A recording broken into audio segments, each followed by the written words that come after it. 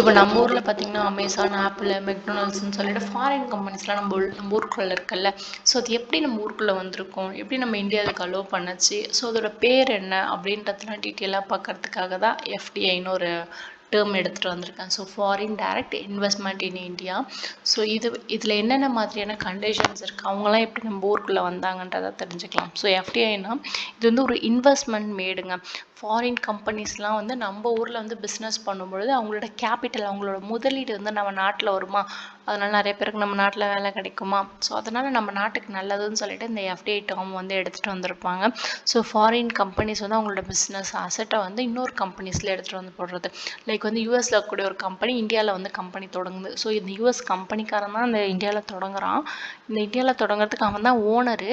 இருந்தாலும் அது யாருக்கு நல்லதுன்னா இந்தியாவில் தொடங்குறதுனால இந்தியாவுக்கு நல்லது. ஸோ இதுதான் வந்து எஃப்டிஐன்னு சொல்லுவாங்க. ஸோ இன்னொரு டேர்மே இருக்குது, FII, foreign institutional investment. So இது எப்படின்னா யூஎஸில் இருக்க ஒருத்தர் நம்மளோட இந்தியாவில் இருக்கக்கூடிய இப்போ இன்ஃபோசிஸ் எடுத்துக்கலாம் ஃபார் எக்ஸாம்பிள், அதோட ஷேர்ஸை வாங்குறாருன்னா அது வந்து எஃப்ஐஐன்னு சொல்லுவாங்க. சரிங்களா? ஸோ அதான் எஃப்டிஐயும் எஃப்ஐஐயும் வந்து ஆப்போசிட்டாக இருக்குங்க.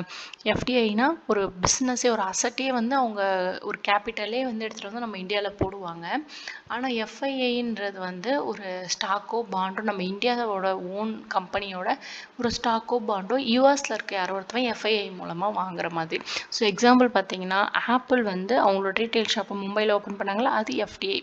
இதுவே வந்து அமேசான் இருக்குல்ல, அவங்க வேர் ஹவுஸு லாஜிஸ்டிக்லாம் இந்தியாவில் ஓப்பன் பண்ணுறாங்க, அது என்ன, எஃப்டிஐ தான். ஏன்னா அவங்க எல்லாமே அவங்களோட கேபிட்டலை வந்து இன்வெஸ்ட் பண்ணி செய்கிறாங்க. இதுவே வந்து ஒரு ஃபாரின் இன்வெஸ்டர் வந்து ஒரு 10 கோடிக்கு டிசிஎஸ் ஷேரை வாங்குறாருன்னா அது எஃப்டிஐ எஃப்ஐஆ, மறக்காமல் கமெண்ட் பாக்ஸில் கமெண்ட் பண்ணுங்கள்.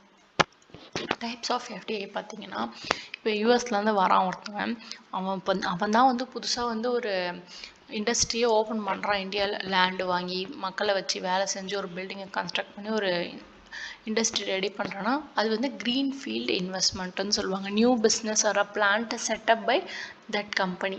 சரிங்களா? Example Hyundai factory in Chennai. Next brown field அப்படின்னா நான் வந்து ஒரு கம்பெனி வச்சுருக்கேன், அதை நான் விற்கணும்னு நினைக்கிறேன், ஏன்னா லாஸில் போகுது. ஸோ அந்த கம்பெனியை ஃபாரின்லேருந்து ஒருத்தன் வரான்ல அவன் வாங்கிப்பான். ஸோ நான் ரெடி பண்ண அந்த கம்பெனியை ஃபாரின்லேருந்து வரவர் வாங்கி அதை வந்து நெக்ஸ்ட் லெவலுக்கு அவர் அப்கிரேட் பண்ணி அந்த இடத்துல வந்து அவர் பிஸ்னஸ் ஸ்டார்ட் பண்ணுறாருன்னும் பொழுது அது ப்ரௌன் ஃபீல்டில் வரும்.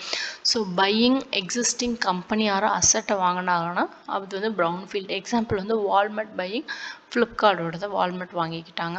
நெக்ஸ்ட் வந்து ஜாயின் வெஞ்சரிங்னா நான் நல்லா பண்ணிகிட்ருக்கேன் பிஸ்னஸ், ஆனால் எனக்கு கொஞ்சம் அமௌண்ட் தேவைப்படுது.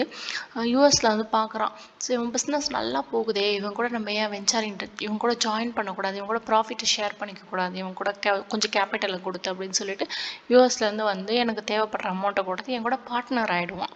ஸோ பார்ட்னர் ஆகிட்டானா அது ஜாயிண்ட் வெஞ்சரிங். ஸோ கொலாபரேட் பண்ணி இந்தியன் கம்பெனியோட கொலாபரேட் பண்ணி அவன் வந்து நம்ம கூட வந்து ஒரு அசட் ஓனராக மாறிடுவான். ஸோ யாருன்னு பார்த்தீங்கன்னா ஹோண்டாவும் ஹீரோவும் சேர்ந்து வந்திருப்பாங்க இல்லையா, ஸோ அதுதான் வந்து ஒரு எக்ஸாம்பிளாக வச்சுக்கலாம். நெக்ஸ்ட் பார்த்தீங்கன்னா எஃப்டி பாலிசி இன் இந்தியான்னு பார்த்தீங்கன்னா 2 ரூட் இருக்குங்க. ஒன்று வந்து ஆட்டோமேட்டிக் ரூட்டு, கவர்மெண்ட் கிட்ட நீங்கள் அப்ரூவல்லாம் எதுவுமே வாங்க வேண்டாம். எந்த மாதிரி ஃபீல்டு சூஸ் பண்ணுறீங்கன்னா மேனுஃபேக்சரிங் ஃபீல்டு சூஸ் பண்ணுறீங்கன்னா நீங்கள் கவர்மெண்ட் கிட்ட அப்ரூவல்லாம் வாங்க வேண்டாம். நீங்கள் மண் வரலாம், நீங்கள் மண் ஸ்டார்ட் பண்ணலாம், நீங்கள் மண் ப்ராஃபிட் எடுக்கலாம். அண்ட் கவர்மெண்ட் கிட்ட கண்டிப்பாக நீங்கள் பெர்மிஷன் வாங்கணும்னா டிஃபென்ஸில் ஏதாவது ஒன்று எடுத்துகிட்டு வரீங்களா, இல்லை மீடியாவில் ஏதாவது எடுத்துகிட்டு வரணும்னு நினைக்கிறீங்கன்னா நீங்கள் கண்டிப்பாக கவர்மெண்ட் கிட்ட அப்ரூவல் வாங்கணும்.